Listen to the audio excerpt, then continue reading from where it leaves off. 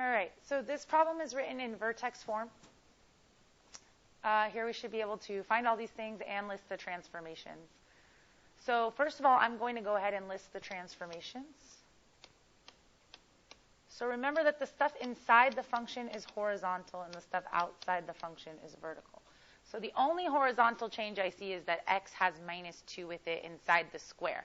But remember, that's like our h value, so that's really moving 2 to the right. So we have some translations in our problem. We have 2 right, and we also have 3 up. Okay. So then we have the negative 3 that's in front of the quantity. This is vertical because it's outside of the function. So we have a vertical reflection because of the negative sign. Remember that that means it's reflecting over the x-axis. And then because of the times 3, we have a vertical stretch where the distances vertically from the vertex in the original parent function are going to get stretched out by 3. So this should be enough information for us to create our graph.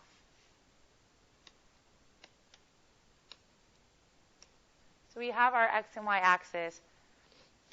We're going to go ahead and start by plotting our vertex, since that takes care of all of our translations. We'll use our reflection to determine which way our parabola will face, and then we'll use the parent function and the stretch to determine points around the vertex. So the vertex is at 2, 3. So we're going to go ahead and point that.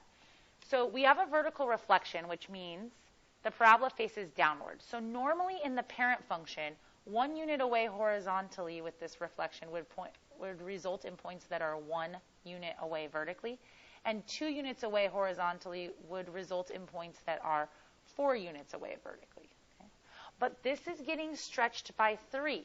So you have to tell yourself, okay, this point right here, its original distance vertically from the vertex was 1 lower. But that's getting multiplied by 3. That point now needs to be plotted at a position where it is 3 units below the vertex. 1, 2, 3. So that point should be here. And same with its mirror image. This point right here was 4 units below the vertex. Again, that distance is getting stretched by 3, just the vertical distance.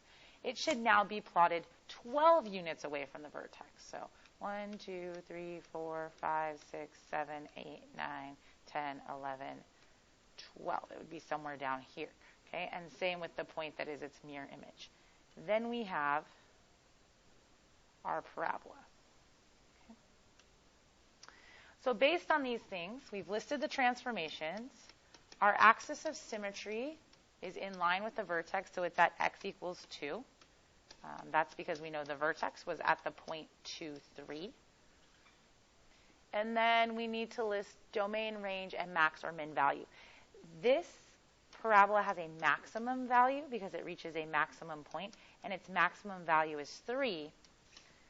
The domain is all real numbers, and the range is then going to be that y is less than or equal to 3.